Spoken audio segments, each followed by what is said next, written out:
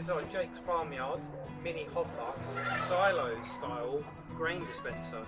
So you're going to be able to put 25 kilos of grain into the top, and there's a flap here you're going to control from the outside, which will dispense grain or pellets directly into this tray below.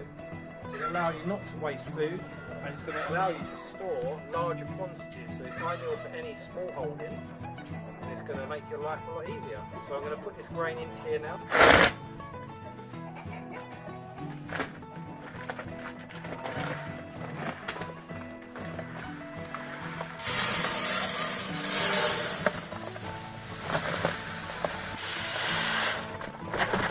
There you have it, that's 25 kilos, and you can see where it fills it up to. So it's a very nice sturdy little unit. We make this in the UK and it is galvanised steel. So now we can open the vent disc, and that's enough for them today. They can have some grain.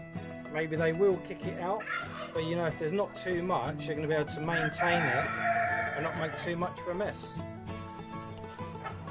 So here at Jake's Farmyard, indoor outdoors, we have around 100 rescue hens, and we love to look after them and give them a second life after they're stopped laying. They're probably not very hungry at the moment, but you can see the scale of the product